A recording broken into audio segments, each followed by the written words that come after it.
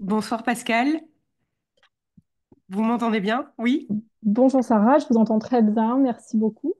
Voilà, je m'appelle Pascal, j'ai 51 ans, quatre enfants. Je suis séparée du père de mes enfants depuis 5 ans maintenant et je viens raconter ici mon parcours de femme alcoolique abstinente. Je crois que c'est comme ça qu'on dit. J'ai arrêté de boire maintenant il y a 3 ans suite à une vie remplie d'alcool, je crois, où j'ai fini par toucher un fond assez important, ce qui m'a fait arrêter complètement il y a donc 3 ans. Merci beaucoup de faire ce partage vulnérable. Ça demande la force et la vulnérabilité vont souvent de pair, je crois. Donc merci beaucoup parce que vous le faites dans une intention d'aider des personnes justement à se retrouver. Peut-être que vous pourriez commencer par nous dire euh, si aujourd'hui vous regardiez la version de vous d'autrefois qui était dans l'alcool, euh, est-ce que vous aviez conscience de ça? Comment est-ce que l'alcool est entré dans votre vie? Est-ce que c'est peut-être vous pourriez commencer par nous parler de tout ça? Est-ce que c'est parce que vous alliez très bien et que c'était festif? Est-ce qu'au contraire c'était pour cacher quelque chose et combler des émotions? Est-ce que c'était un peu de tout ça? Voilà, Hmm. Alors, aussi loin que je me souvienne, ça a commencé parce que c'était festif pour moi. J'ai pas commencé à boire très jeune. Le premier souvenir que j'ai, c'est la soirée de fête du baccalauréat où j'invite tous mes amis à venir fêter ça à la maison. Donc j'ai 18 ans, un peu plus de 18 ans. Ensuite, je rentre à la fac, je bois comme tout le monde, mais sans excès. Voilà, c'est plutôt ce qu'on appelle déjà à l'époque, enfin moi j'ai mis un mot après, un alcoolisme mondain. Je me marie à l'âge de 24 ans. Et ensuite, on a avec Rémi quatre enfants très rapprochés. À 33 ans, j'ai déjà quatre enfants. Et vous Donc, tout. faisiez aussi un travail extérieur en plus de votre rôle de mère à cette... Alors, à cette époque-là, j'ai fait des études assez longues. J'ai un diplôme, j'ai une maîtrise de chinois et je n'en ai rien fait. J'ai rencontré Rémi à ce moment-là et donc, je n'ai pas exercé dans ma branche. Mais par contre, quand les enfants étaient petits, j'ai commencé à me réorienter. J'ai fait une formation pour être tapissier, artisan tapissier, ce que je suis encore maintenant, donc 25 ans après. Et donc, tout en m'occupant des enfants, j'apprends ce job. Je commence tout d'abord à travailler à la maison. Donc, bon, évidemment, quatre enfants, c'est beaucoup de boulot, mais j'arrive à bien gérer. Mais alors, quand même, dans cette vie, enfin, en tout cas, les 10 premières années où on est ensemble avec Rémi, déjà, lui était très festif, un peu comme moi, c'est-à-dire un alcool assez, oui, tous les week-ends, on recevait beaucoup de monde. Moi, je faisais beaucoup de dîners avec les copines, avec des copains des parents des enfants.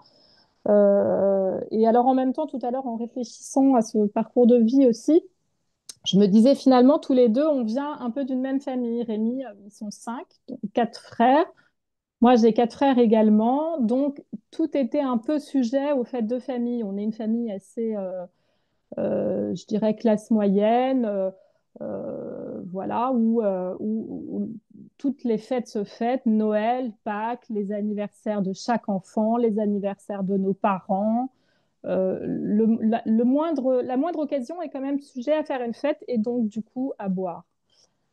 Euh, Moi, avant de connaître Rémi, je connaissais pas, par exemple, le champagne. J'avais mes parents, enfin, on ne buvait pas de champagne, c'était vraiment réservé aux grandes fêtes. Rémi venait de Reims et là, tout à coup, lui, il a des terres, enfin, sa famille avait des terres de champagne et le champagne coulait à flot dans cette famille. Je trouvais ça génial, j'adorais. Et du coup, j'ai déjà beaucoup aimé le champagne. Et ça s'est inscrit comme ça, insidieusement, au fur et à mesure de notre vie de jeune couple, moi de ma vie de mère. Et mais sans jamais de débordement. La seule chose, je me rendais compte, c'est que euh, je mettais des limites de temps en temps. Je disais à Rémi, bah non, on va pas commencer à boire le jeudi soir parce que voilà, je pense que je sentais déjà que j'aimais ça en fait et que c'était pas un problème, mais que c'était, je sentais que j'aimais pas quand même ce que ça me faisait au fond de moi. En tout cas, au moment où je buvais et les lendemains également. Ok. Vous pourriez, sans vous y replonger trop si c'est désagréable, mais qu'est-ce que vous entendez par ce que ça vous faisait au fond de vous? Alors, je pense que j'avais un, je pense que dans une vie comme ça, qui est quand même très remplie, parce que quand on a quatre enfants, puis je commençais à travailler, j'avais besoin de sortir, je pense, des choses toutes organisées et toutes données. Et en fait, le moment festif, avec de l'alcool, c'était pour moi un moment de lâcher prise, je pense. C'est-à-dire que dans la vie quotidienne et dans le tous les jours, quand vous devez laver vos enfants, faire à manger à vos enfants, coucher vos enfants, quand ces choses-là, vous voulez les faire de façon très sérieuse et très organisée, et ben le reste du temps, moi, je pense que je n'avais pas pris autre, enfin, je n'ai pas trouvé autre chose que l'alcool qui me procurait une telle intensité, en fait, de vie. Ok. Ce que j'entends, je reformule ce que j'ai entendu, vous me dites Mm, si ça correspond. Ce que j'entends, c'est que quelque part, il y avait une injonction de faire les choses d'une manière très bien. Quand vous dites faire les choses, mm, vous avez dit organiser.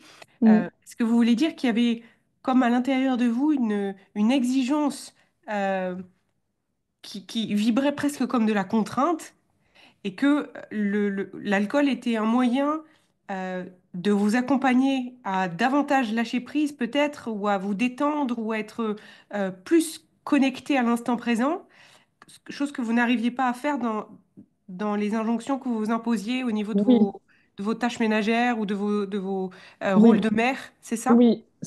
Alors, c'est absolument ça. La seule chose, c'est que l'injonction, jamais personne ne m'a dit tu vas te marier et tu auras 4, 5 ou 6 enfants. Quand on s'est marié, j'en voulais 6. Même Rémi ne voulait pas autant d'enfants. Donc, je pense que c'est moi qui me suis mise toute seule ces espèces de contraintes et oui, c'est moi toute seule. Personne ne m'a jamais obligée et surtout pas le père de mes enfants. Euh, Vous pouvez rapprocher un peu le micro pour qu'on vous entende mieux? ouais. Là, c'est bon? Ah, allez-y. Et donc, surtout pas, je disais surtout pas, je pense que là, quand je rapproche, c'est Ah mieux. ouais, oui, Ok, pardon. merci beaucoup. Donc, surtout pas, les injonctions, elles venaient pas d'ailleurs, c'est moi toute seule. Et je pense que les fêtes, l'alcool, les amis, les dîners, les déjeuners. Je me souviens de moments où je faisais des dîners le vendredi soir. Le samedi midi, on accompagnait les enfants au sport, au truc, au machin. Le samedi soir, on avait de nouveau un dîner parce que j'adorais ça. Et le dimanche midi, on avait un déjeuner dans Paris, chez mes parents, chez les siens. Voilà. En fait, je remplissais le peu de moments qu'on avait certainement tous les deux, ou en tout cas moi toute seule, en dehors de ma vie de famille avec des gens du monde et donc par ce biais-là, bah, de l'alcool. Parce qu'en plus, bah, Rémi et moi, on aimait bien, quoi. Sauf que je me suis fait prendre à mon propre jeu, je pense. Vous aviez remarqué déjà une tendance dans d'autres comportements à de l'addiction?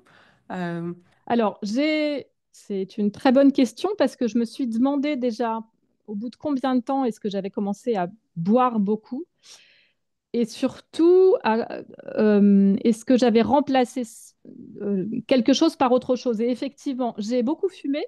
Par contre, je me suis mise à fumer très jeune, à l'âge de 14-15 ans. J'ai fumé pendant à peu près 20 ans et j'ai arrêté à la naissance de mon troisième enfant. Parce que c'est pareil, je fumais 10 clopes par jour. Quand on sortait, c'était un paquet, voire deux. Et je sentais que j'avais mal, que je toussais. J'aimais pas. Finalement, j'allais dans l'excès, mais à un moment, je n'aimais pas le fait de dépendre de quelque chose. Donc, j'ai arrêté complètement la cigarette Et je me suis mise, je pense, à boire plus effectivement le jour où j'ai arrêté la cigarette. Ok. Ça, c'est évident. Je me suis mise à... Ouais, c'est évident. Donc voilà, ensuite, Il y ça a avait, été... il y avait d'autres addictions, par exemple, euh, au sucre, au sport. euh, Alors, au sucre, non, ouais, pas du tout. Au sport, j'en ai eu en même temps, quand je me suis mise à boire beaucoup, rétrospectivement, je pense que c'était à l'âge de 40 ans, il y a donc 10 ans. oui. Et là, je me suis mise à beaucoup faire de sport, ouais, à courir énormément, parce que j'avais des lendemains tellement compliqués que je me disais, allez, il faut que je cours, il faut que je cours, il faut que je cours, ouais. Donc le sport, oui, Ok. ce qui est Parce que complètement fini maintenant. ça peut être une hypothèse, hein, on creusera peut-être tout à l'heure. C'est vrai que ça peut être une hypothèse que il s'est peut-être passé quelque chose aussi à ce moment-là, hein, qui fait que on devient addict à certaines choses, c'est souvent pour étouffer autre chose en nous, hein, une autre voix qui nous fait peur ou une part de notre son qui nous fait peur, qu'on cherche à étouffer parfois dans les addictions, une forme d'abandon de soi.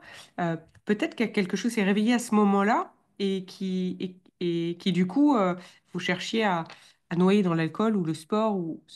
Ouais, je pense que, alors, euh, ce que j'ai remarqué en tout cas, c'est que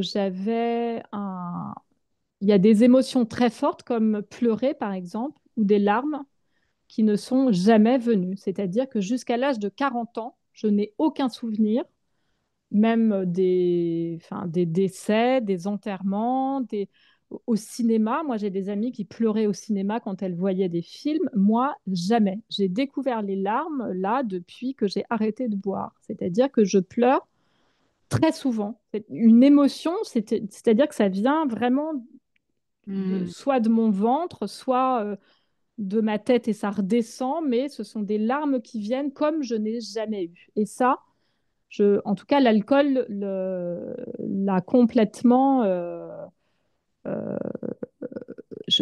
ouais, je pense que l'alcool Anesthésie. a anesthésié certaines émotions. Ça, c'est sûr. Vous savez, quand vous ressentez quelque chose et que ça vient, ça vient, ça vient, ça s'arrête là. Et il y a un moment, ça s'arrête. Je pense que moi, avec l'alcool, ça s'arrêtait. Et maintenant, ça ne s'arrête plus du tout. je, je pleure sans arrêt. C'est peut-être l'œuf ou la poule, hein, je n'ai pas la réponse à ça, mais c'est vrai que c'est peut-être parce que votre système était anesthésié aussi qu'il était attiré par tout ce qui pouvait peut-être renforcer l'armure. Parce que quand vous dites que vous aviez Oui. jamais eu auparavant, même avant d'avoir une dépendance à l'alcool, de capacité à laisser venir les larmes, est-ce qu'il y avait d'autres émotions comme ça que vous refouliez ou c'était euh, uniquement les émotions désagréables? Vous vous souvenez d'avoir... Alors, j'ai le souvenir d'avoir beaucoup le trac, mais en même temps, ça me portait, par exemple. Avec de l'alcool, euh, je ne ressentais plus rien. C'est-à-dire que le tract, c'est quelque chose. Jusqu'à l'âge de mes 15 ans, j'ai fait beaucoup de musique. J'ai fait du violoncelle. Et donc, j'avais très souvent des auditions, vous savez, puis vous jouiez. J'avais un prof qui adorait me faire jouer devant euh, ses élèves ou devant. Il organisait des petits concerts. Et je me souviens de ce que ça procurait, ce tract. Je m'en souviens parce qu'il me disait toujours, Pascal, quand tu joues, tu es porté par les autres autour. On sent que c'est pas la même chose que quand tu joues que pour moi. Et je me souviens effectivement de ce que je ressentais à ce moment-là dans la musique. Une fois que j'ai commencé à boire, c'est-à-dire à partir de l'âge de 20 ans, alors bon, j'ai arrêté la musique, mais je pense que le tract, on le, on le ressent dans d'autres moments dans sa vie, je suppose. Et moi, j'ai plus jamais ressenti un truc pareil, par exemple.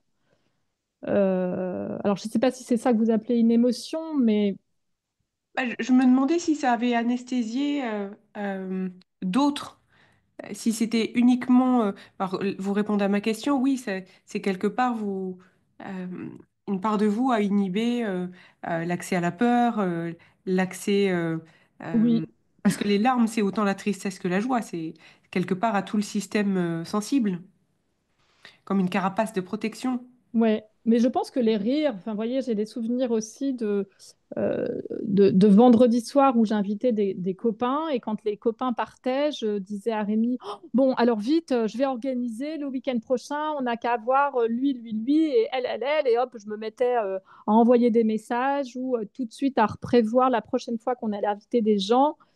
Et, et j'aimais pas ça, j'aimais pas. Ce moment, j'ai fait beaucoup ça. Alors, je me suis jamais posé la question de ce que ça voulait dire, mais j'aimais pas ça. Et qu'est-ce que ça a dû être une souffrance pour Rémi, parce que lui, il travaillait beaucoup et quand il arrive vendredi soir et que je lui avais collé un dîner avec 10 personnes, il me disait jamais rien, mais je sais que il aimait pas. Hmm. Et j'étais pas, finalement, je ne sais pas pourquoi. Est-ce que c'est ça aussi, la joie que je n'arrivais pas à éprouver et donc je me forçais à faire quelque chose. Je me disais des gens, c'est forcément de la joie. Je sais pas, je sais pas. Oui, ça m'évoque la notion de remplir. Je remplis Oui, l'agenda, je remplis la maison. Hmm. ouais, c'est exactement ça. Ouais, remplir, ça c'est sûr. Je me suis longtemps dit, j'ai pas, j'aurais pu remplir avec plein d'autres choses, hein, mais mon modèle à moi, c'était mon papa qui part au travail le matin et maman qui s'occupe de nous. Donc, je pense que j'ai, à la base, de façon très binaire, j'ai rempli de cette manière-là parce que c'était le modèle que j'avais à la maison. Mais je pense que j'aurais pu très bien le remplir avec autre chose, hein. Il y a des gens qui se remplissent avec le boulot. Moi, je me suis remplie après, finalement, avec le travail et avec l'atelier. Mais finalement, les débuts de notre vie de couple et de ma vie de jeune femme, c'est rempli par tout un tas de choses qui finalement, j'aimais pas tellement. Hmm. J'aimais pas tellement. Oui, parce que souvent quand on remplit de manière compulsive ou comme vous le dites là, c'est parce que ça m'évoque quand même la compulsion quand à peine les personnes sont parties, c'est tout de suite on va dans autre chose, hein.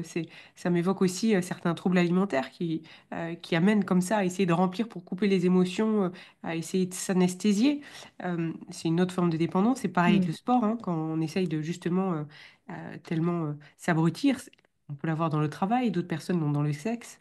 Il y a plein de Mm. manières, quelque part, qu'on est capable d'inventer pour se couper de notre capacité à connecter à soi. Ouais, mais je pense que c'était, enfin, c'est ça, j'ai voulu remplir et je pense que c'est une histoire effectivement d'émotions que j'ai voulu anesthésier en tout cas. C'est ce qu'on dit. Là, je vous ai pas tout raconté, mais il y a eu donc un moment où j'ai arrêté de boire vraiment toute seule et ensuite je me suis dit je ne vais jamais y arriver. Donc j'ai été faire les réunions des alcooliques anonymes et là, J'ai- Et avant de nous ouais, raconter ça, peut-être vous pouvez nous dire comment, à quel moment cette addiction justement est devenue un fardeau. Puisque au ouais, début, vous nous dites que bah, ça vous aide quelque part à débrancher un peu de votre ouais, to-do de la journée. Donc c'est festif. À quel moment ça se retourne contre vous? Ou en tout cas, vous avez le sentiment d'être piégé là-dedans? ouais. Euh, En fait, il y a à- à 40 ans, donc il y a une dizaine d'années, je décide, donc les enfants étant un peu grands, je décide, le métier que je faisais à la maison, je décide de le faire à l'extérieur, c'est-à-dire d'ouvrir un atelier, de monter une boîte, de prendre des stagiaires, de bosser avec des ébénistes, tout ça. Donc tout ça, ça me prend pas mal de temps. Et bizarrement, c'est à ce moment-là, donc j'ai l'impression que j'ai été dans un petit cocon et le jour où j'ai ouvert cet atelier, alors là, ça a été la découverte du monde. C'est-à-dire que je commençais à recevoir des commerciaux, je commençais à avoir dans la rue, là où je me suis installée, des copains. Alors, c'est pas forcément les bons, parce que j'étais copine. Alors, j'arrivais à 7 heures le matin, donc j'étais copine avec le bistrot du matin, et voilà. À 18 heures, j'allais prendre un coup au café un peu plus loin. Bon, voilà, et ça a duré 5 6 ans. Donc, au fur et à mesure que j'ai commencé l'atelier, finalement, en même temps, je plongeais dans une espèce de cercle vicieux où je voyais de plus en plus de monde en dehors de mon cercle familial. Je me coupais de ma famille, je pense. et de celle de Rémi. Et j'ai commencé à sortir le soir, c'est-à-dire entre 2 et 3 jours par semaine. Ça a duré 2 ans. Je dirais que l'alcoolisme vraiment très fort enfin, a vraiment duré une dizaine d'années. Et vers la fin, les 2 dernières années, c'était je sortais le soir. Alors, je couchais toujours les enfants. Je me suis toujours arrangée, par contre, pour, entre guillemets, assurer les enfants le soir.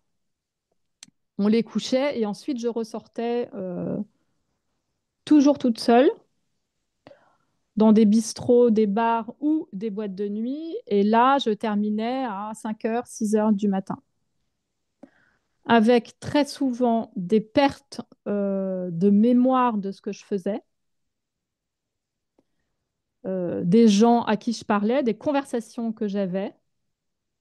Après, je vous passe les détails de ce que j'ai pu faire en boîte de nuit, comme une crise d'adolescence finalement, comme un adolescent ou comme quelqu'un qui expérimente tout un tas de choses à l'âge, enfin entre 15 et 20 ans. Moi, je le faisais à 40 ans. Vos Euh, enfants et votre mari étaient au courant de ça ou vous inventez alors, toute mes l'histoire? enfants, non, mes enfants, je pense pas qu'ils aient vu grand-chose. Peut-être l'aîné se souvient peut-être de conversations avec Rémi, où Rémi me disait mais où t'étais? Donc peut-être que les enfants ont entendu des choses comme ça. Euh, Après Rémi, non, il était très, c'est-à-dire que je sortais le soir et je lui disais j'en peux plus, j'ai besoin de sortir, j'ai besoin de m'évader, surtout ne t'inquiète pas. La première année, j'ai dit surtout ne t'inquiète pas. Et puis après, ça a été de pire en pire. C'est-à-dire que quand j'arrivais à 5 heures ou 6 heures du matin, il était, et il avait raison, très inquiet. Très inquiet, mais par contre, il ne m'a jamais rien interdit. Il n'a pas laissé faire de façon comme ça. Je pense qu'il était désarmé. Il a été vraiment désarmé et j'ai le souvenir de 2, 3 fois où s'est mis à pleurer devant moi en me demandant ce qui se passait et j'étais incapable d'expliquer. J'étais Mm. incapable, en fait. Je comprenais pas ce qui m'arrivait. Maintenant, après coup, donc ça, c'était il y a 6 ans. Après coup, si vous voulez, on a une espèce de. On a l'impression d'avoir été quelqu'un d'autre. Moi, j'ai l'impression de parler de quelqu'un d'autre ou que quelqu'un, c'est un autre corps, un autre moi. Je sais pas. C'est très étrange, en fait, quand je repense à tout ça. C'est très étrange. Et alors, à quel moment, là, vous faites la fête et à quel moment vous vous dites, mais ça me convient plus ou en tout cas, Ouais, ça me ressemble plus, justement. Quand est-ce que la reconnexion à qui vous êtes recommence? En ouais. tout cas, il y a des étincelles qui se créent. Alors, les 2 dernières années où je fais vraiment beaucoup la fête, où je passe beaucoup de nuits à l'extérieur de chez moi, à 6 mois d'intervalle, je finis à l'hôpital. Euh, je me souviens d'un samedi soir, c'était en janvier, j'avais beaucoup, beaucoup, beaucoup bu. Je m'enferme dans l'atelier et là, j'appelle ma copine de Toulouse, une amie, et elle sent qu'il y a un problème au téléphone et elle me dit, bah, tu restes là, j'appelle les pompiers. Et je voulais parler à personne, je voulais m'enfermer, je voulais en finir, quoi. J'étais épuisée, comme un épuisement. Mais les alcooliques disent souvent ça, disent à un moment, vous êtes épuisé, en fait, fatigué. Vous avez l'impression d'être dans une spirale infernale et vous vous dites, bon, demain je ne bois plus, et finalement ça revient, ça repart. Et C'était plus plus, fort que vous. Le lendemain, vous vous disiez, aujourd'hui, je bois plus, mais euh, Alors moi, j'ai c'était jamais rebu les irrépressible. lendemains. Ouais, je n'ai jamais rebu les lendemains, moi, parce qu'après, il faut avoir le foie et tout ça qui supporte. Moi, les lendemains, j'arrivais, non, c'était atroce. Par contre, au bout de 2, 3 jours, ouais, je recommençais. Et puis, alors, c'était en fait, ce qui est terrible, hein, et c'est ça qui m'a fait aussi arrêter, c'est que c'était pas un verre, moi, qui m'intéressait de boire. C'était 3, 4, 5, une bouteille, 2 bouteilles. Et voilà, si quand on m'invitait, si je savais qu'il y avait un seul verre, ça m'intéressait pas du tout. Et j'étais capable de dire non. C'est pour ça que je me suis coupée du monde, en fait, aussi, hein. C'était que je disais, alors lui, je suis sûre qu'il y aura qu'un verre, je vais pas chez lui, il y aura pas à picoler, il y a hors de question. Donc c'était vraiment aller jusqu'au bout du truc, comme avec la cigarette, c'est-à-dire toujours plus, toujours. Donc si vous, au bout d'un moment, alors là je le raconte et c'est en peu de temps, mais c'est sur les 10 dernières années, c'est des cercles vicieux, mais vous ne pouvez pas vous imaginer. Alors tout ça en plus en vous occupant quand même de vos enfants, de votre mari, de votre vie, mais finalement l'alcool, au bout d'un moment, ça prend, ça vous hante en fait. Vous pensez à la soirée d'après et voilà. Donc il y a eu un moment en janvier, j'appelle cette copine, je finis à l'hôpital. Là, Rémi vient me chercher. On rentre à la maison et voilà, ça repart pour 6 mois, la même chose. Évidemment, Rémi se préoccupe énormément de ce qui m'arrive, tout en ne sachant pas quoi faire, je pense. Et 6 mois après, la même chose, la même histoire. J'avale une boîte de médicaments en me disant je veux en finir. Je ne prends jamais de médicaments pour rien du tout, moi. Et puis, 3 mois auparavant, je voyais quand même un psychiatre. Et le psychiatre me dit, écoutez, je vais vous prescrire quand même des antidépresseurs. C'était la seule fois de ma vie où j'en ai pris. Et puis au bout d'un mois, je les ai arrêtés parce qu'en fait, ça me rendait complètement. J'étais down toute la journée. Je supporte pas ça. Et donc, ce fameux soir, je bois, je bois, je bois. Et il me restait cette boîte d'antidépresseurs et j'avale cette boîte d'antidépresseurs. Donc, re-hôpital. Et là, évidemment, le psychiatre ne veut pas me laisser sortir et il me dit, bah, soit vous êtes interné dans un hôpital psychiatrique, soit c'est votre mari qui vient vous chercher. Et moi, je lui dis, non, je ne veux pas que ce soit mon mari. Je veux... Bon, j'avais plus envie de rien et je suis allée chez mes parents. Voilà. Et suite à ces 2 épisodes qui étaient à 6 mois d'intervalle, j'ai une cousine médecin avec qui j'étais très proche à l'époque qui me dit, donc c'était la première fois qu'on me parlait comme ça, qui me dit, Pascal, tu as un problème avec l'alcool. Parce que les 2 fois où tu as fait ces séjours à l'hôpital, tu étais fortement alcoolisé. Je ne sais pas combien j'avais de grammes dans le sang, il ne donne pas ces résultats. Bon, je ne sais pas, mais en tout cas beaucoup. Donc, il y a eu ce mot de ma cousine qui est médecin. Donc, pour moi, c'était vraiment une parole, enfin, vous voyez, quelque chose de sérieux, quoi. Il y a eu ça. Et puis, j'ai une amie aussi qui, alors, elle m'a rien dit, mais elle m'a filé le bouquin d'un de ses neveux qui s'appelle Baptiste Mullier, qui est un jeune homme qui a 20 ans de moins que moi et qui racontait ses 10 ans de parcours d'alcoolique.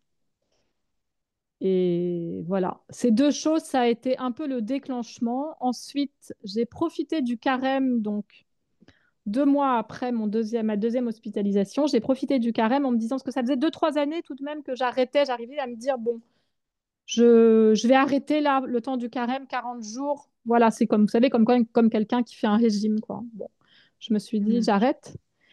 Et j'ai eu tout de même une dernière soirée. Je venais de rencontrer quelqu'un, enfin une histoire. Alors évidemment, je me suis séparée de Rémi hein, suite à ces 2 séjours Pourquoi, à l'hôpital. pourquoi évidemment? Alors pourquoi évidemment, je sais pas parce que je pense que dans l'alcool, c'est pour ça que je suis contente aussi de raconter des choses hein, parce que moi je pense qu'on se rend pas compte, mais si ça pouvait aider, si si on pouvait revivre les mêmes choses, je me serais pas séparée de lui avant d'avoir arrêté de boire. En fait, comme l'alcool, c'est-à-dire que comme un excès de tout, je me suis dit, bon, bah, puisque il y a plus rien, je n'ai plus rien, je sors, et ben, je veux me séparer de toi, je veux être tranquille, je veux vivre ma vie. Voilà, donc j'ai réussi à le Hmm. persuader que je voulais avoir un appartement toute seule. Donc là où il a été très bien et très fort, c'est qu'il m'a dit non, je pense que ce qu'on va faire, c'est qu'on va laisser les enfants à la maison et on va se prendre, nous, un appart et on changera. On s'est pris un petit appartement et j'avais une semaine les enfants à la maison et une semaine un petit appartement. Enfin, je ne sais pas si vous comprenez, mais les Oui, enfants oui, ne bougeaient pas et oui, c'est nous qui bougions. tout à fait. Donc on a fait ça pendant un an. Donc ça, c'était super. Donc, Mais à ce moment-là, vous buviez toujours alors? ah ouais, je buvais toujours. Ah ouais, je buvais Même, beaucoup. même les semaines où vous aviez les enfants?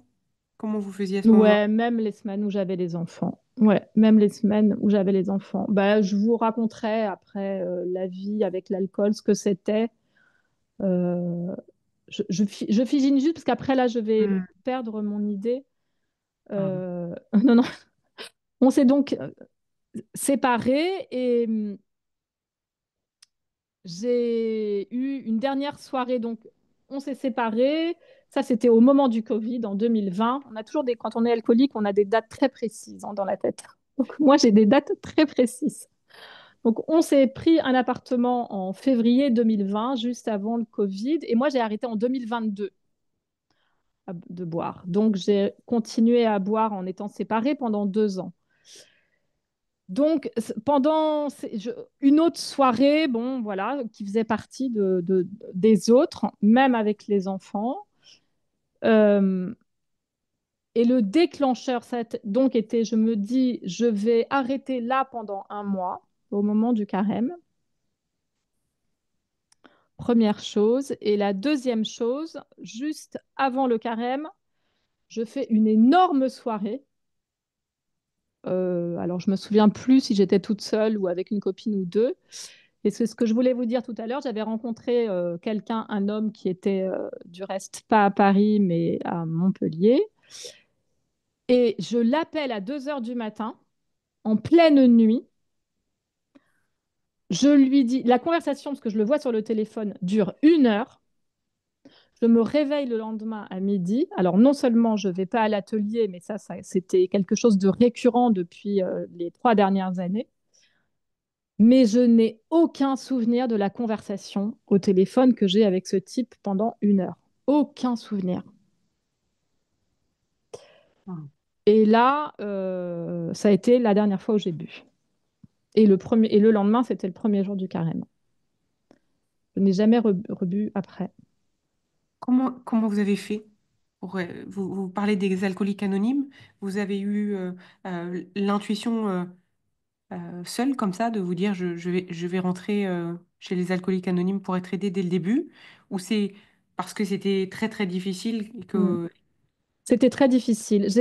La première fois, ça a été donc le carême que je faisais déjà depuis 3 4 ans. Donc, c'était dans ma tête. Je me disais, j'arrête, c'est 40 jours, j'arrête. Un mois et demi, mais un mois et demi, c'est très, très long. Et en fait, pendant ce mois et demi, je me refaisais tout le film de l'année passée. Et je me disais, alors il y a cette conversation, il y a ma cousine, il y a cette copine qui m'envoie un bouquin d'alcoolique, il y a mes 2 séjours à l'hôpital, enfin, jusqu'où je vais aller, quoi. La prochaine fois, je vais me flinguer, enfin, je vais sauter sur un pont, c'est pas possible. Je vais jamais y arriver toute seule.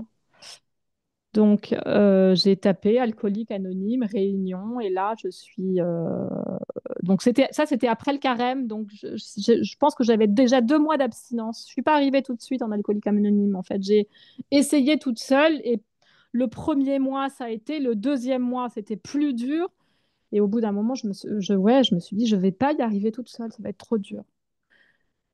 C'est à Et ce donc, moment-là où vous vous dites que vous souffrez d'alcoolisme? Ou ah est-ce que non, déjà vous le non, savez?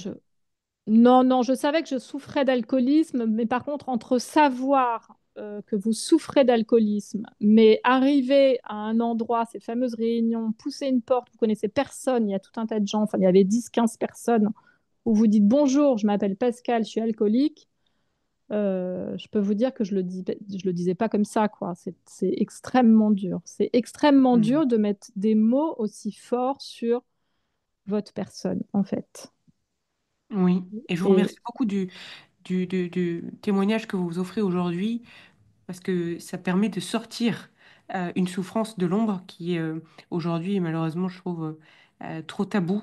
Et alors que quelque part, il n'y a aucune raison, enfin, en tout cas, je comprends pas pourquoi elle j'ai des l'est. frissons. Mm. Et que probablement que le jour où elle le sera moins, euh, eh ben, ce sera plus, je l'espère en tout cas, ou en tout cas moins difficile d'en sortir. Euh, Ouais, c'est ce qui est très. En fait, ce qui met beaucoup de temps, c'est pas tant d'arrêter l'alcool parce que c'est finalement, je dirais, alors c'est pas que c'est facile, c'est qu'une fois que vous avez posé votre verre, il y a tout un tas de choses que vous découvrez et que vous allez devoir redécouvrir en vous. Et la première chose, c'est effectivement pourquoi tous les soirs, quand je rentrais de chez moi, j'avais besoin de boire un verre d'alcool. Donc ça, c'est très rapide. Vous arrêtez l'alcool, voilà, ça c'est fait, c'est assez basique. Mais par contre, tout le reste, c'est un chemin encore plus difficile, je trouve. Plus Hmm. difficile, mais par contre,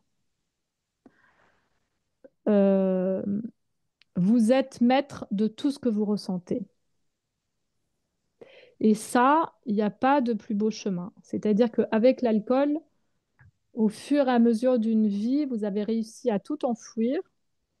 Moi, il y a une chose qui me reste encore, c'est la solitude que je ressentais même au sein de ma propre famille. C'est-à-dire avec Rémi et mes 4 enfants, je n'ai jamais ressenti une solitude aussi grande et aussi pesante. Hmm. Maintenant, je vis seule, mais par contre, je sais exactement décrire cette solitude et pourquoi je la vis. Je peux mettre des mots, il y a des moments où je me sens seule, donc c'est vraiment plus facile d'analyser. Alors que quand vous êtes dans l'alcool, c'est une grande solitude et vous avez qu'une envie, c'est de continuer à être dans cette solitude destructrice. C'est terrible en fait, ça inverse tout ce que vous ressentez. C'est, je continue de me demander encore si c'est l'œuf ou la poule.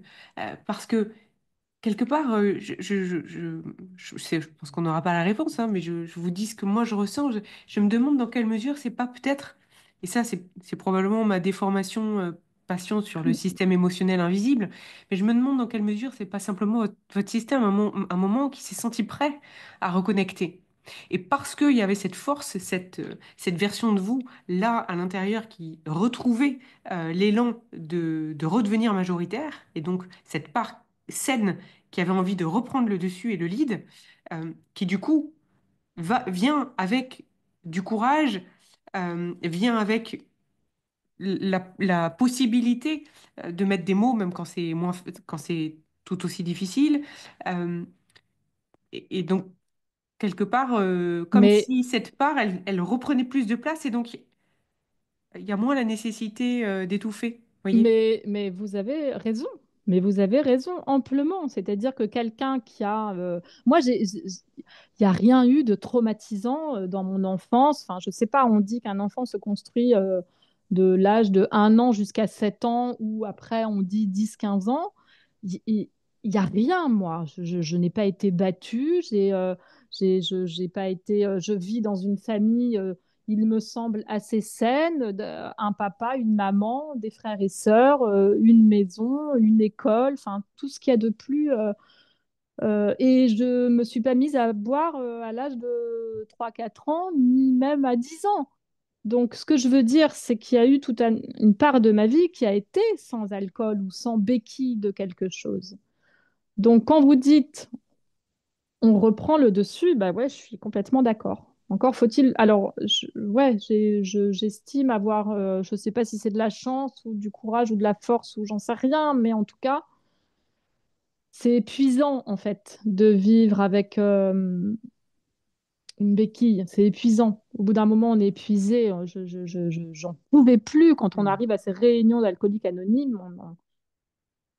Stop, quoi. On n'a plus envie de se battre, en fait. On veut plus se battre avec l'alcool et cette merde. C'est vraiment ça, quoi. Et on se sent prêt aussi, comme vous le disiez tout à l'heure. En tout cas, on ne mesure pas à quel point ça va être difficile, mais on se sent prêt à avoir envie de se souvenir de ce qu'on vit dans la journée, des appels que l'on passe et de ces choses-là. Ouais. Je pense. Je crois qu'il y a des choses qui nous dépassent, hein, parce que probablement que l'alcoolisme est les causes sont Oui, multifactorielles. Et que dans certaines familles, il y a une expérience qui se transmet. Dans d'autres, c'est lié à un abandon profond euh, ou à un choc émotionnel et, qui vient réveiller une blessure. Parfois, c'est transgénérationnel aussi. sur quelque chose qu'on a vécu et on ne le sait pas. Euh, Parfois, c'est une sensibilité aussi qu'on a enfouie tellement profondément que la mémoire classique ne s'en souvient pas.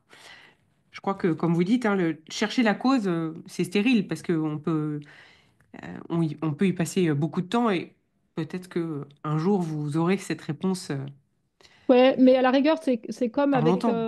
votre accompagnement, c'est-à-dire que euh, finalement, chercher la cause, moi, ça m'intéresse pas, ou ça m'intéresse plus, ou peut-être qu'un jour, ça viendra, comme vous dites, comme ça, tout à coup. Après, j'ai quelques pistes, oui, voilà, enfin, quelques pistes.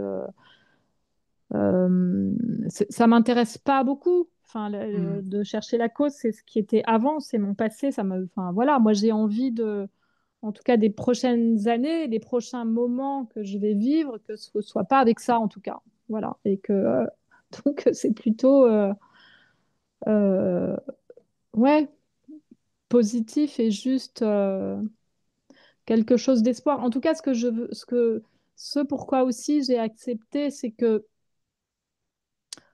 quand vous arrivez à ces réunions d'alcooliques anonymes, moi, je me suis toujours imaginé qu'un vrai alcoolique, c'était, je sais pas, moi, un clochard dans la rue ou un gars qui boit beaucoup, mais qui, enfin, je sais pas. En tout cas, c'était pas forcément quelqu'un comme moi, quoi. Hmm. Ce qu'on ne sait pas, et je pense que ce que n'a pas compris non plus mes proches, ma famille, encore même mes parents, c'est très compliqué hein, d'exprimer son alcoolisme au sein de sa famille proche parce que c'est des sentiments qui sont durs à expliquer, mais personne ne sait ce que ça fait l'alcool chez vous. Personne ne peut vivre ce que j'ai vécu moi et personne ne peut ressentir ce que j'ai ressenti dans ces moments-là. Euh, mais en tout cas, des gens comme moi, il y en a tout un tas. Ça, ce que je peux vous dire, c'est que, et des gens vraiment qui, au demeurant comme ça, quand vous les voyez dans la rue, ils ont l'air très très bien et très heureux. Mais ces Hmm. réunions, c'est ça qui est bien aussi, c'est que vous vous rendez compte que c'est... Vous n'êtes pas seul. Non, Hmm. non, je suis pas seule et ça parle beaucoup plus, hein. Si vous saviez, ça parle de tout sauf d'alcool. Alors, il y en a quelques-uns, on raconte assez régulièrement, parce que c'est ça qui fait souvenir que vous avez été alcoolique. On raconte évidemment un peu nos soirées, nos trucs, voilà, tous ces mauvais moments, mais ça parle de tout un tas de choses, outre que l'alcool. Ça parle d'émotions, de ce que vous ressentez, de la joie, de la tristesse, du rapport humain, des relations que vous avez aux autres. Enfin, ça parle de plein de choses et c'est ça qu'on n'a pas réussi à gérer en fait. C'est pour ça qu'on a pris de l'alcool. Hmm. Alors, je le dis là parce que je ne sais pas si vous le savez et peut-être que ça aidera aussi d'autres personnes. Moi, enfant, je participais aux Al-Anon. C'est en fait des groupes Ouais, pour les mm, proches d'alcooliques anonymes. C'est précieux aussi parce que, comme vous le disiez, on peut être très désemparé quand, ouais. Oui, quand oui, on... oui, vous faites souvent, enfin, vous parlez souvent de votre papa et donc voilà, j'avais vite compris quelles étaient, voilà, votre histoire. Je pense que c'est ça aussi qui a fait que je me suis sentie en confiance avec vous. Mais il y en a beaucoup, ouais. Dans mon groupe de parole, il y a beaucoup Enfin, il faut faire ces réunions, en fait, pour les gens autour, parce que moi-même, enfin, je vous disais, mon propre mari, je ne suis pas divorcée encore, mais avec Rémi, on est séparés depuis 5 ans. Je ne suis pas sûre qu'il ait bien compris ce que j'ai vécu. Je ne suis pas sûre. Parce que quand on le vit, on n'arrive pas à exprimer à l'autre. Euh, et puis qu'il y a Alors, plusieurs facteurs. je, je- vous n'êtes pas obligé de répondre si ma question euh,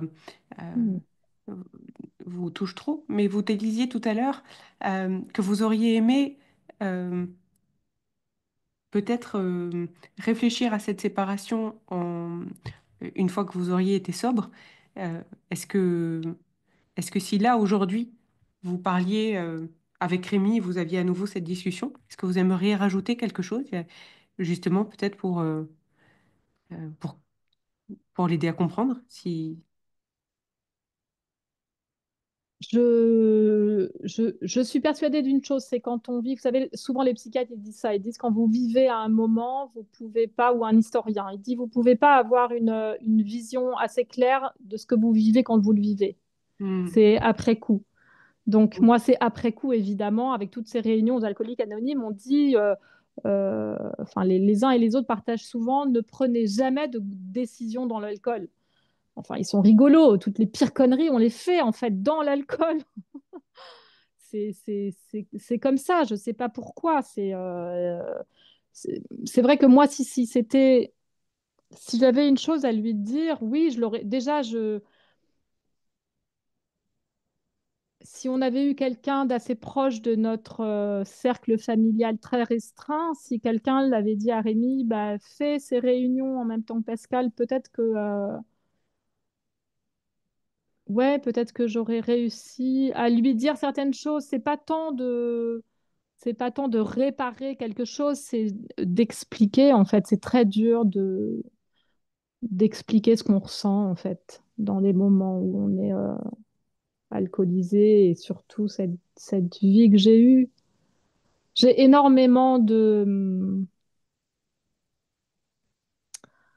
euh, quand je pense à ces moments-là, vous voyez, par exemple, j'ai des souvenirs de lendemain où je rentrais à 5 6 heures de soir, j'ai énormément de peine quand je repense à Rémi. Énormément. Alors là, c'est mon ressenti, hein, et j'accueille votre tristesse. Simplement, souvent, cette peine, elle est liée à la projection que l'on renvoie sur l'autre. C'est-à-dire que vous imaginez ce qu'il a pu ressentir. C'est ça qui crée de la peine. Oui, absolument. Ouais. Oui, parce que je pense que c'est pas ce qu'il avait, c'est pas l'image, en tout cas, c'est pas la fille qu'il a épousée, je crois pas. Et c'est pas l'image qu'il aurait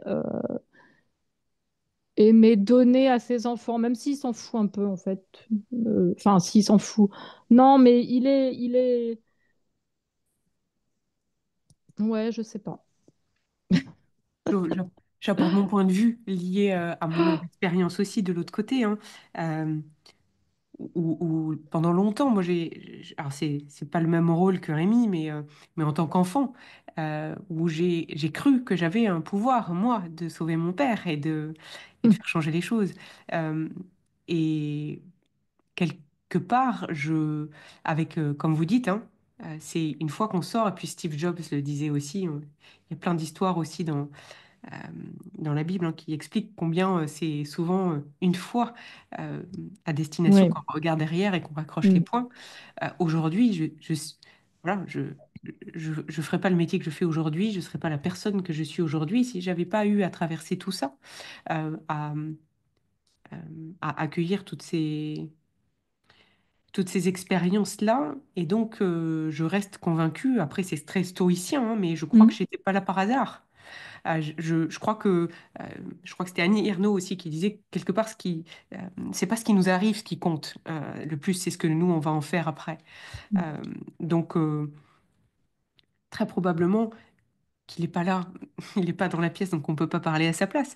Mais on peut imaginer que dans son système émotionnel inconscient, eh ben, quelque part, il n'a pas choisi d'épouser la femme que vous êtes par hasard, euh, que vous avez beau croire avec votre mental que bah, il n'avait pas signé pour cette expérience-là, alors qu'en fait, on n'en sait rien. Et que probablement, il y a des choses dans notre système émotionnel qui nous dépasse et que peut-être que si, en fait, et que c'était justement pour l'amener peut-être à devenir le père qu'il est devenu, à capter certaines choses euh, de la vie, à développer ou à Oui, rencontrer d'autres ressources en lui et que voilà.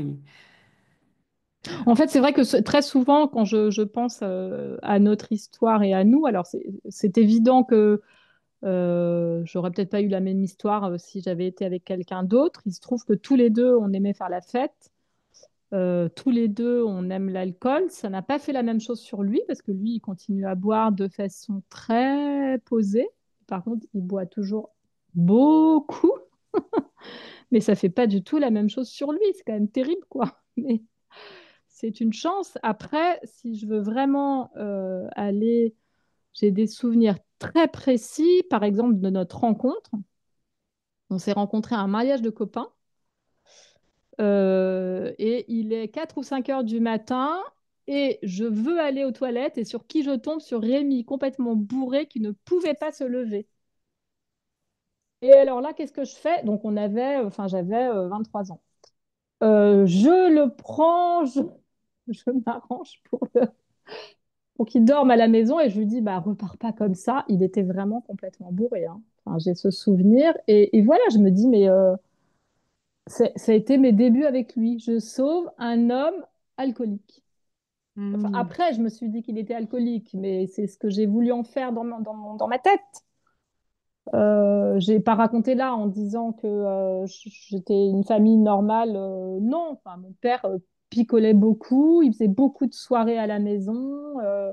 J'ai des souvenirs de mon père qui restait jusque très tard le soir, qui picolait avec tous ses copains et maman qui montait, qui devait être complètement seule dans son truc. Bon, voilà.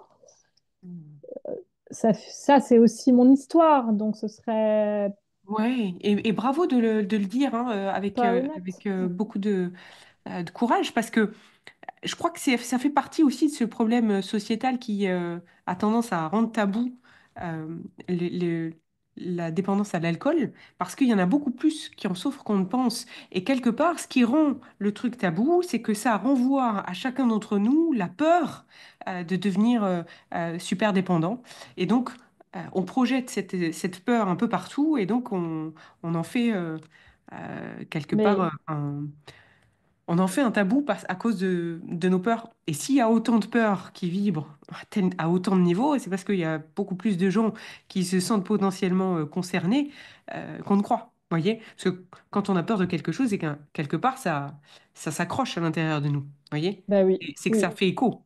Euh, donc, donc bravo d'en parler parce que je crois que ouais, finalement, il y a peut-être plein de gens qui souffrent d'alcoolisme sans que ce soit vraiment dit ou conscientisé. ouais. Après, je suis persuadée que on n'est pas obligé d'aller. Enfin, vous n'êtes pas obligé d'avoir, enfin, ces excès, d'arriver au bout du bout du bout du bout du bout. Enfin, il y a, je sais pas si vous voulez, Oui, c'est c'est sûr, assez- bien sûr, mais vous pas. Là, c'est parce que c'est l'alcool et que forcément, il y a les effets secondaires de l'alcool. Mais si je prends l'exemple de... moi, je me rappelle d'anciens collègues qui avaient de la dépendance au Nutella. Mais je vous le dis en rigolant parce que les personnes, comme c'est beaucoup moins tabou, le disent. Mais ce sont des personnes qui ont beau se dire, un peu comme vous, avant le carême, oh, bah, c'est bon, là, j'y vais pas et j'arrête le Nutella, mais qui se comprennent pas comment c'est possible. Le moment où ils ont envie de Nutella, 30 secondes après, le pot, il est entre leurs mains avec une cuillère dedans. Et des personnes qui le mangent à la cuillère et qui sont capables, je crois que je me rappelle, elle disait qu'à Noël, il y avait des pots géants de je sais pas combien de kilos. Et elle, c'était le cadeau qu'elle se faisait pour Noël. Donc, quelque part, c'est moins tabou parce que les effets secondaires, en fait, c'est probablement la nausée et de prendre des kilos. Donc, vous n'avez pas ces pertes de mémoire ouais. que le sucre est sacrément dangereux aussi, hein. Et d'ailleurs, je crois que c'est le sucre dans l'alcool aussi hein, qui est super addictif. Le Ah ben, sucre, à tous les niveaux, c'est ouais. hyper, hyper addictif. Ouais. Mais ça, c'est sûr que ce qui fait quand même la différence avec l'alcool, c'est que ça change votre comportement. Moi, c'était le cas. C'est-à-dire que Hmm. c'était aussi ça, la différence. Pourquoi je regardais souvent Rémi et je me disais, mais lui, il n'a pas ces effets-là. Ça fait pas la même chose sur lui, en fait. On n'est pas tous égaux. Moi, Hmm. ça faisait des trucs, mais vous pouvez pas vous imaginer, quoi. Je pouvais avoir des moments d'euphorie, mais intenses, et des moments de down, mais complètement comme quelqu'un de bipolaire, quoi. Mais en plus avec de l'alcool. Donc ça change vraiment votre comportement. C'est ça qui, à la fin, si vous, c'est ça qui devient problématique, en fait. C'est ça qui devient problématique. Et ouais, c'est tabou parce que euh, Mais c'est tabou aussi parce que quand vous êtes encore il y a peu de temps, il y a peut-être 2 mois, je dîne chez des cousins et elle me dit, tu bois toujours pas d'alcool? Je lui dis, bah en fait non, je bois pas d'alcool, je suis alcoolique, donc je ne peux plus boire d'alcool. C'est comme quelqu'un, je sais pas moi, qui a un cancer des poumons et vous lui dire, bah t'as pas repris la clope? Bah non, parce que si je reprends la clope, et bah, je vais mourir. Donc c'est ça en fait. Je pense qu'on ne se rend pas Mm. compte à quel point c'est une vraie maladie, une vraie merde et une vraie maladie. Vraiment. Et que quand vous êtes atteint de ça, non seulement vous êtes atteint d'alcoolisme toute votre vie. Moi, je suis persuadée, enfin, je suis très. Vous parliez de peur tout à l'heure, je ne suis pas à l'abri d'un moment, d'un choc émotionnel. À un moment, je ne sais pas, moi, un de mes enfants qui meurt, qui se fait écraser, je ne sais pas, quelque chose, un viol, quelque chose de très traumatisant, s'il m'arrive un Mhm. truc comme ça, quand j'y pense, ben, 2 minutes, j'ai quand même une angoisse de me dire, bah, je serais capable de reprendre l'alcool pour penser quelque chose, ça c'est sûr. Oui, bien sûr. Alors ça, je dis bien sûr, mais oui, parce que on le voit aussi chez les fumeurs. Mais oui, Alors c'est, voilà, moi je dis, j'ai arrêté de fumer depuis plus de 12 ans, mais je considère que je suis fumeuse toute ma vie et que si quelqu'un approche une cigarette de moi, ça me donne pas envie, mais si je refumais, ça pourrait redéclencher l'addiction. Et souvent, il y a des fumeurs qui ont arrêté depuis 20, 30 ans et sur une difficulté, ils vont dire, il me faut une cigarette. Il leur faut pas une cigarette, mais c'est le système émotionnel qui est ouais, tellement compensé avec ça qu'en fait, il en fait la solution réflexe. Et ouais, là, mais ce mm, qui est mm. chouette, c'est que vous avez conscience de ça. Et donc, si à l'intérieur de vous, ça vient nourrir pour moi la confiance, et en plus, c'est ça qui est assez prodigieux, je trouve, dans la force des alcooliques anonymes, c'est ce soutien-là externe, de pouvoir euh, avoir le soutien émotionnel de quelqu'un qui va quelque part être euh, comment on pourrait dire ça? Euh, Oui, être votre, votre bras droit ou votre ouais, votre, copilote. votre pendant, enfin, je comprends ce que vous voulez dire. Mm, Ouais, mais mm. Mais c'est vrai que c'est très juste ce que vous dites. Bon, après, euh, on, on- moi, vous savez comme je suis, hein. Moi, je pars du principe que si un jour la vie vous donne quelque chose à vivre, peu importe la réaction que vous aurez, c'est que vous en êtes capable de le transformer. En tout cas, c'est ma vision très stoïcienne euh, de l'avenir et ce qui permet, je trouve, de se dire on ne sait pas ce qui arrivera, mais d'avoir beaucoup plus de confiance.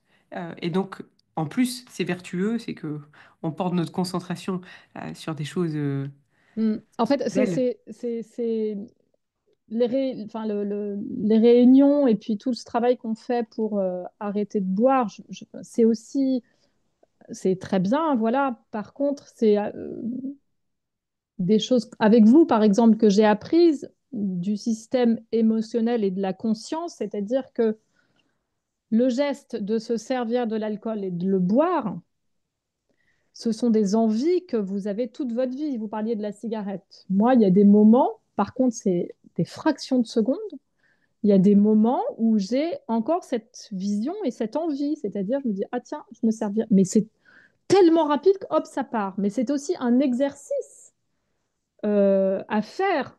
Et c'est parce que vous en avez conscience. Mais ça, c'est avec vous que j'ai appris, en fait. Vous savez, quand vous dites, si vous voulez changer quelque chose, bah voilà, vous ne faites pas de gym et tout à coup, vous avez envie de faire de la gym. Bah, tous les matins, vous allez faire 10 pompes. Mais en fait, c'est pas plus difficile que ça. C'est la même chose avec l'alcool. Mais par contre, c'est un vrai exercice. C'est très fatigant. Enfin, ça prend énormément d'énergie. Mm. Déjà de mettre enfin, d'arriver à savoir comment on fonctionne et en se disant, bah, tiens, là, j'ai eu envie. Pourquoi? Qu'est-ce que je vivais à ce moment-là? Et qu'est-ce qui fait que je pourrais changer d'envie, quoi. Mais mon Oui, Dieu que c'est bravo. dur. C'est Mm. ça. C'est d'aller identifier les besoins profonds pour vous assurer qu'ils sont nourris. Parce que quand vous êtes dans une situation où votre système émotionnel il est choyé, il est bien entretenu, ben forcément, il va avoir moins besoin de ces Mm. solutions de compensation. Et puis, c'est de recréer de nouveaux ancrages. Parce que notre corps, il a l'habitude de créer des ancrages face aux risques, aux dangers, son objectif premier, c'est de nous maintenir en vie, nous éviter la douleur. Donc, euh, s'il considère et qu'il a ancré que une émotion, c'était dangereux, pour tout un tas de raisons, comme on disait tout à l'heure, l'idée Mm. n'est pas d'aller trouver la cause là, eh bien, il est très content d'avoir trouvé un moyen d'annihiler tout ça. Et lui, il croit faire le bien, hein. C'est... Ouais, ouais. c'est- Mais ça, c'est vrai que c'est les prochaines étapes. Enfin, je vous parlais la dernière fois de, de mariage et de ce que ça procurait en moi. Bah, c'est un éternel, c'est des éternelles questions, en fait, et des vraies questions. Qu'est-ce que un mariage, une fête, un baptême, enfin, c'est des choses qui ont vraiment jalonné ma vie et qui ont été importantes pour moi. Donc, et qui en plus étaient accompagnées d'alcool. Donc, c'est vrai que c'est pas facile. Il faut vraiment réinventer les prochaines fêtes, quoi. Et remettre un peu Ouais, ça, Oui, c'est très nouveau oui. pour moi. Et puis alors, je voudrais pas, je suis pas euh, médecin, donc je voudrais pas dire quelque chose de faux, mais ça me fait quand même penser aussi un peu à une forme de choc post-traumatique, parce que quelque part, ça vous fait tellement peur de redevenir cette version-là de Mm, vous que mm.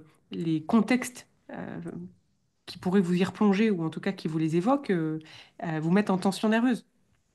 Et donc forcément, quand on est en tension nerveuse, on a moins accès, même pratiquement pas, à notre créativité, à notre intelligence habituelle.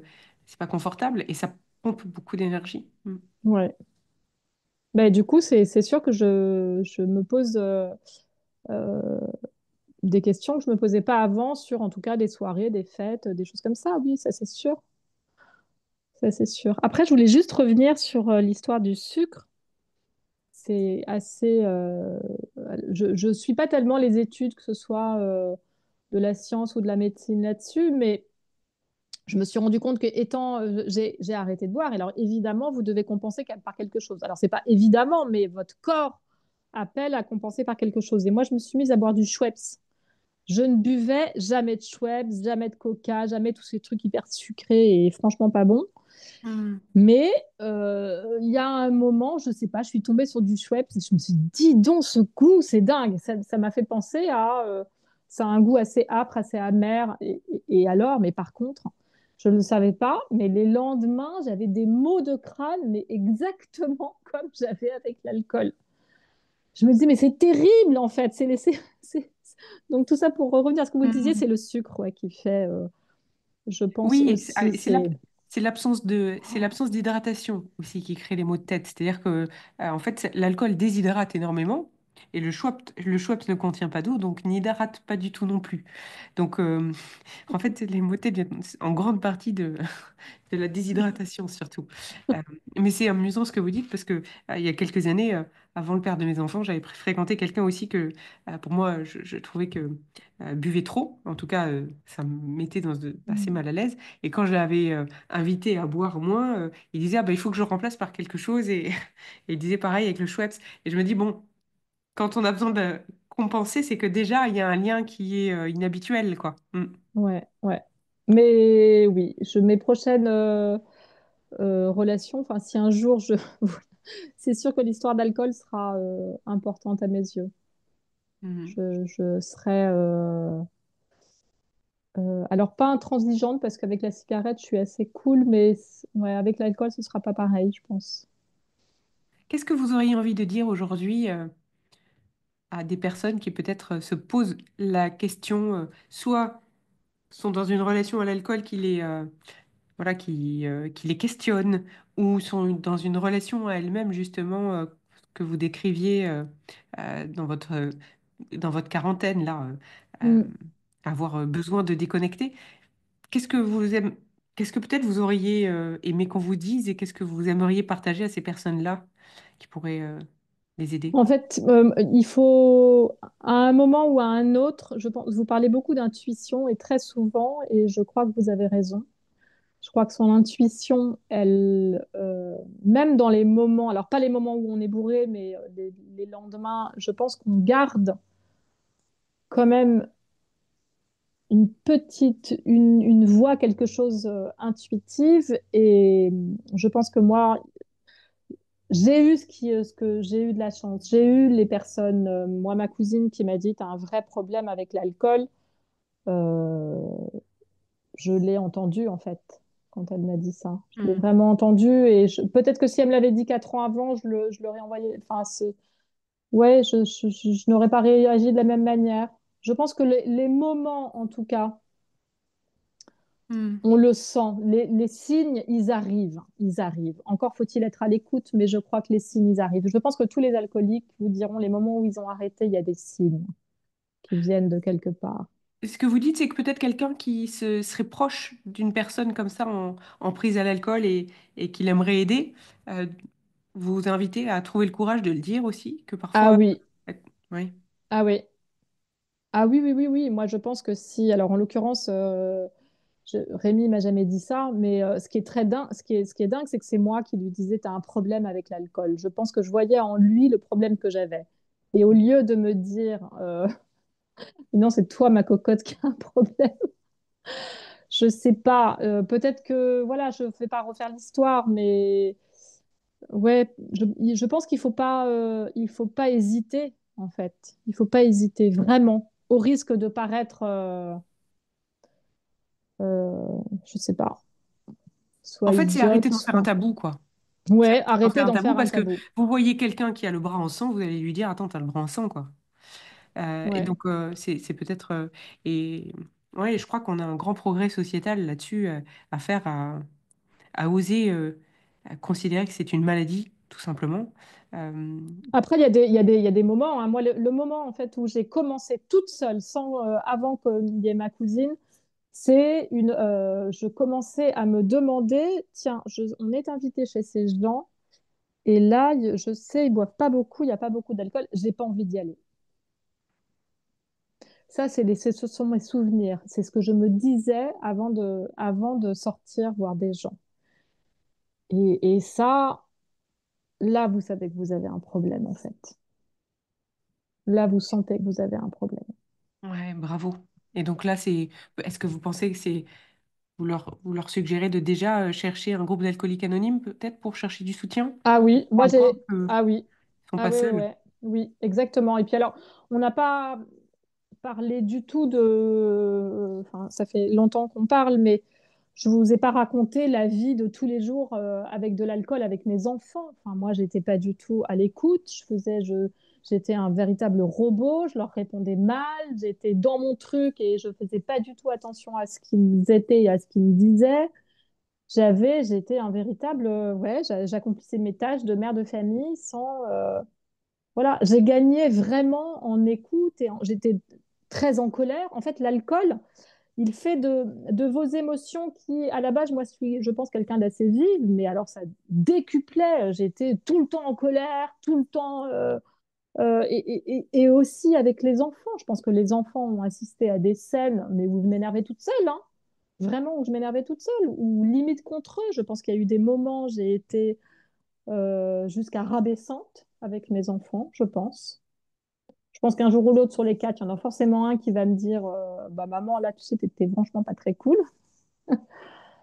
Euh, donc, ouais, on n'a pas parlé de tout ça parce que c'est très long aussi à raconter, mais c'est pas agréable, hein, la vie avec quelqu'un d'alcoolique, hein. Il est tout seul, il est malheureux, donc il s'en prend énormément aux autres, en fait. Oui, oui. Il Parce s'en il est prend, victime, et donc cette ouais, situation de victime est insoutenable. Donc on ouais, aimerait, on en veut aux gens, aux autres qui ont l'air libres. Oui, voilà, qui ont l'air libres, qui ont l'air d'être heureux et qui n'ont pas besoin de tout ça. Et oui. moi, j'ai été très, très en colère, hein, mais je le suis encore Mm. parfois. Pourtant, je bois plus. Mais vous voyez, au bout de 3 ans, Mais c'est la même chose avec toutes les dépendances, hein, la dépendance affective aussi. ouais, Dur aussi. oui, ouais. Je pense que c'est ça que l'alcool comble certainement à un moment ou à un autre au début. C'est certainement la dépendance affective. Ouais. Mm. On en revient à cette ressource de l'amour de soi, qui est probablement la clé que quand on le cultive, cette estime, cette confiance, cette connexion, encourageons nos enfants à vraiment connecter à eux, à s'aimer, à s'autoriser. Et, Ouais, et, et- et je crois qu'avoir réussi à en sortir, c'est un magnifique exemple que vous leur offrez là aussi, hein. Bravo. bah, oui, je me dis bravo. Pas Mm. souvent, mais alors avec vous, voilà. Non, mais c'est Donc chouette. bravo. Et puis j'aimerais bien ouais, qu'on finisse notre échange sur cette note-là. Quel message d'espoir vous auriez envie de partager ou quelle plus grande victoire vous avez envie de nous dire là euh, sur ces 3 années-là que vous avez réussi à transformer? Déjà, vous faites des rencontres assez. C'est sûr que se faire accompagner les alcooliques anonymes, c'est génial, en fait. Un groupe de parole, des gens qui ressentent les mêmes choses que vous, c'est extraordinaire. Parce que vous n'avez pas besoin de rentrer dans les détails. En fait, la personne, elle dit une phrase à côté et vous dites, tiens, c'est dingue, je ressens la même chose, je vis la même chose. Donc ça, c'est extrêmement. euh, c'est extra à vivre, en fait. Ça vous aide vraiment beaucoup. Donc déjà, les groupes de parole, c'est, c'est super, il faut vraiment pas hésiter. C'est très dur au début, mais il y a ça et ça fonctionne hyper bien. Enfin, je dois dire, depuis les années 40, on en parle partout, pas que dans les films américains. En France, il y en a partout, donc faut pas hésiter. Puis je vous dis, il y a des gens. Oui, ça demande beaucoup d'apaiser sa blessure de rejet, justement à cause du fait que ce soit autant tabou. Il y a encore beaucoup de gens qui disent, oh là là, je vais être vu ou qu'est-ce qu'on va dire de moi? Et c'est pour ça Ouais, que je crois que ça demande encore autant de force et que ça sera chouette quand on ouais. sortira de ce tabou-là. C'est pas une faute et c'est pas. Non, c'est pas une faute, mais il y a Mm. beaucoup de gens maintenant, on voit beaucoup de femmes, beaucoup d'hommes, beaucoup de gens qui disent c'est une maladie, hein, c'est une maladie, elle est à Mm. prendre en compte et au sérieux autant que les autres. Comme toutes les Euh, dépendances, tout à fait. ouais, comme toutes les dépendances. C'est un peu en train de bouger quand même. Voilà. Après, moi, je me bats dans mon petit quotidien pour dire, bah oui, je bois plus, je bois plus. Donc, foutez-moi la paix. Enfin, ça, c'est très dur. Faut dire que socialement, c'est très dur, en fait, hein. Socialement, c'est très dur. Et puis, on n'est pas un pays, Oui, voilà. Enfin, je veux dire, on vit pas on est en soumis à la Corée ou, tentation tout le temps. ben Mm. oui, oui, oui. Alors, moi qui ai fait des études de chinois, j'ai été en Chine, voilà, il y a une trentaine d'années. À part l'alcool de riz, bon, je sais pas, j'avais pas le souvenir de.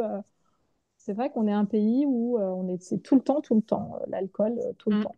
C'est Mais vrai, bon, c'est très juste, ouais. Ouais, ouais, vous ouais, allez au Maroc, en Asie. il n'y a pas de. Voilà. Alors après, je vous dis, il y a plein de choses qui bougent quand même, hein. Il y a maintenant des nanas qui ouvrent des boîtes avec des alcools, enfin des apéros sans alcool, avec tout un tas de saveurs à Oui, l'intérieur, ah ouais, c'est des vrai. choses.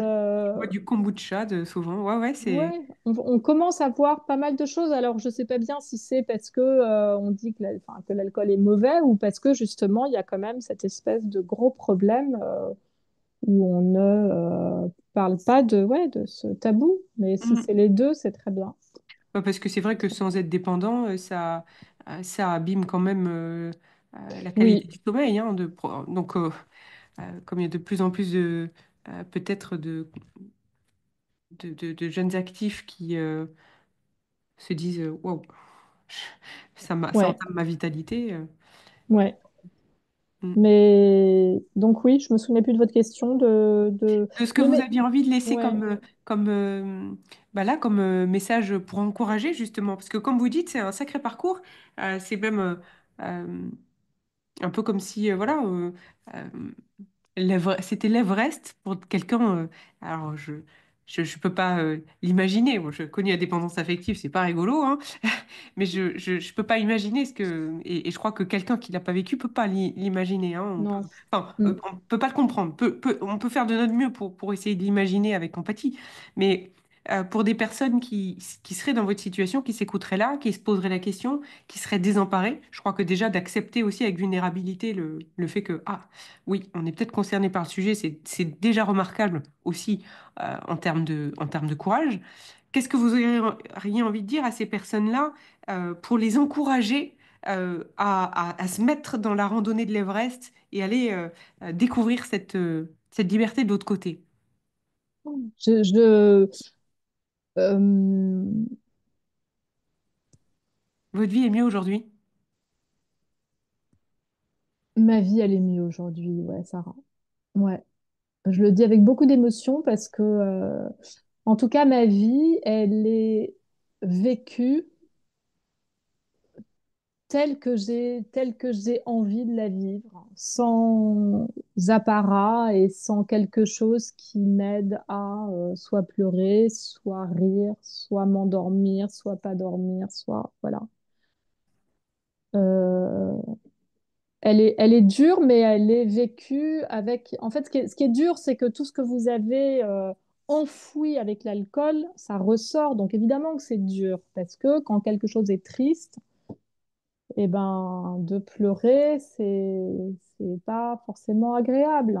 Ben oui, c'est comme si on vous avait enlevé la péridurale, là. Voilà Vous êtes en train exactement. d'accoucher d'une nouvelle vous. Alors en plus, j'exagère parce que moi, des péridurales, j'en ai pas voulu parce que je voulais sentir ce que ça faisait dans mon corps. Donc, ouais, il faut juste avoir envie de découvrir ce qu'on est au plus profond de soi. Et ça, il y a rien de plus beau. Quand on a des enfants, rien que pour les enfants, moi, je suis tellement, enfin, vous voyez, je viens de passer 2 jours avec eux, je me dis, et voilà, j'ai eu encore mon petit moment de colère, mais au moins, c'est, c'est un moment de colère qui est assez beau finalement parce qu'il n'est obstrué par rien du tout. Et en plus, vous vous en souviendrez demain. Et en plus, je m'en souviendrai. En fait, il y a rien de pire, je trouve, que de ne pas se souvenir. Ça, c'est des très, très mauvais souvenirs. C'est horrible, ça. Donc oui, ma vie est beaucoup plus belle. Et donc, le premier truc, moi, franchement, les alcooliques anonymes, ça m'a aidé. Vous ouvrez la... J'ai le souvenir encore de cette première porte que j'ouvre. Je ne pouvais pas dire un mot, j'étais en larmes, j'écoutais tous ces gens et ça vous marque à vie, mais ça vous porte, en fait. Ça vous porte. Bravo. Voilà. Et merci de porter à votre tour, de partager à votre tour et d'aider à votre tour. Merci beaucoup Merci à vous, Sarah. pour ce moment que vous nous avez offert et pour tout ce courage que vous avez témoigné ce soir. Si. Merci Pascal. Vous voulez rajouter quelque chose? C'était, c'était dense, c'était long, ça fait déjà une bonne heure et demie qu'on parle. Est-ce que vous voulez rajouter autre chose ou est-ce que vous avez dit ce qui était important? Non, Sans mots. j'ai dit tout ce qui était important, je crois. C'est difficile de raconter 30 ans d'une vie comme ça en si peu de moments, mais j'ai dit le principal. J'ai dit le principal. J'ai jamais autant, finalement, raconté les choses aussi importantes de ma vie devant quelqu'un, je crois. Ben, je vous laisse un peu de temps pour voir si vous êtes OK qu'on la partage et puis quand vous Ouais. me donnerez le go, on la partagera. Ok, Merci beaucoup Pascal. merci. Je coupe et je vous retrouve de l'autre côté. Oui.